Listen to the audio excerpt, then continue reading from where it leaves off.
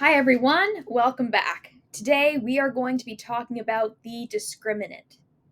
So the discriminant is part of our quadratic formula. Just a quick reminder of what is the quadratic formula. The quadratic formula is this formula: x equals negative b plus or minus the square root of b squared minus 4ac all over 2a. This is our quadratic formula, and this is a fantastic way of solving quadratic equations because the quadratic formula never fails us. It always tells us what the solutions are, or if there's no solutions, or tell us what the one solution is if there's one solution, and it never ever fails. Unfortunately, factoring, sometimes we can't always factor every quadratic, and therefore solving by factoring doesn't work in every situation. But regardless, so b squared minus 4ac is this part of our quadratic equation right here, the part that's in our square root. And the thing is that sometimes square root signs are undefined, right? For example, if we have a negative number in our square root, then we can't solve it. If we have a 0 under our square root, there's only one answer, which is 0, right? Square root of 0 is 0. And if we have something positive, like 25, for example, then we have two possibilities. We have 5 or we have negative 5. So there's two possible answers there. And this idea can be expanded, right? Let's say you're asked to figure out how many solutions there are for a quadratic equation, but you're not actually asked to find those solutions. In this case, all you need to do is to find out what b squared minus 4ac is, because in every situation, if b squared minus 4ac is greater than 0, meaning it's positive, there's two solutions, right? Because that means whatever is under our square root sign, it's valid, and there must be a positive version and a negative version. So that's two different solutions, right? Positive 5 and negative 5, they are not the same number. They're two different numbers. Now, let's say it's equal to 0, then there's one solution. Because if it's equal to 0, plus 0 and minus 0, those are the same number. It's all just 0. So therefore, it only has one solution, right? If we have a square root that is 0. And then if it's less than 0 in our under our square root sign, that means it's a negative number, and negative numbers under a square root sign do not have any real solutions. So that means there are no solutions.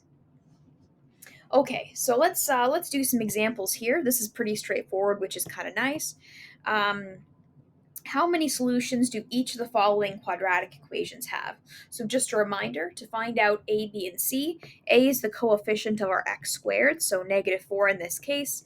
B is the coefficient of our x, and c is the coefficient, or sorry, is the constant at the end.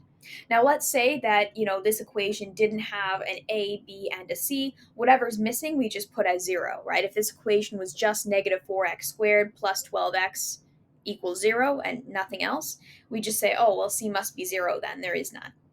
Just like for any other equation. The only thing that can't be 0 is a, because then we'd have a 0 in our denominator overall, right, for our quadratic formula, and that doesn't work either. But luckily, if a is 0, right, if we have no coefficient for x squared, then it's not really a quadratic, is it? Right? So we can be confident that this method works and is reliable for all quadratics. Okay, so let's get to it. So b squared, which is 12 squared, minus 4, negative 4, negative 9. So let's see, 12 squared is 144. So 144, and then we have negative 4 times negative 4 times negative 9, which is minus 144, which is 0. So therefore, there is one solution.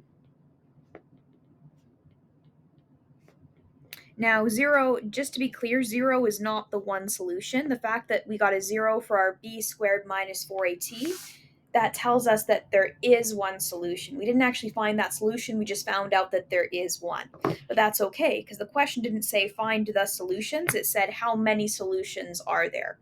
So when you're asked to actually find the solutions, then doing this would not be good enough. However, when you're asked how many solutions, going through this process and writing a one-sentence conclusion statement, depending on which answer you got, that is enough for this question.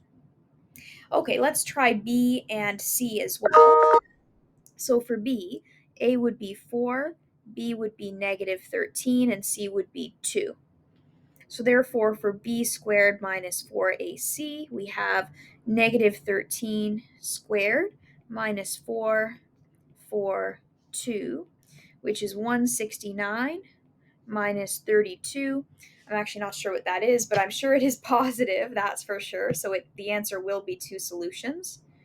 So 137, which is greater than 0, right? 137 definitely greater than 0, so therefore there are two solutions.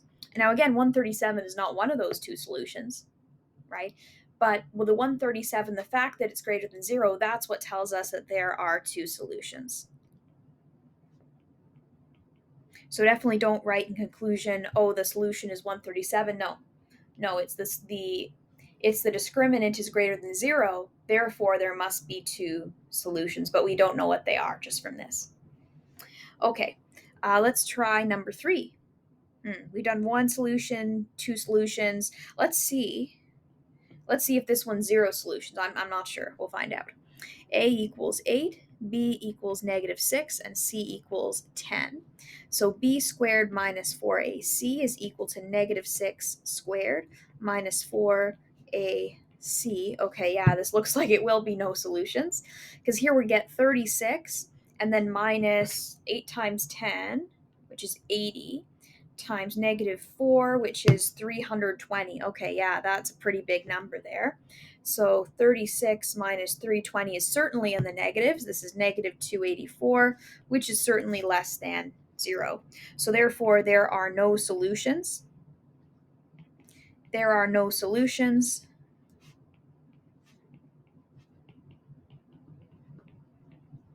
And we're done. Good.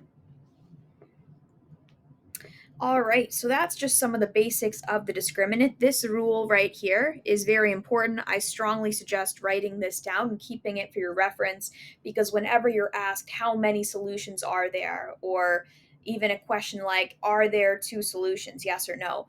Is there one solution? Are there no solutions? This comes in handy to figure that out fairly quickly. And by the way, there's no possible way to have any different numbers of solutions. When it comes to quadratics or degree 2 polynomials, the maximum number of solutions we can have is 2. So it's either 2, 1, or 0. So whenever you see something like, oh, are there 3 solutions? Well, if it's a quadratic, automatically no, that can't be right. Or 4 solutions, no. Again, not possible. It's only possible for 2, 1, or none. Okay.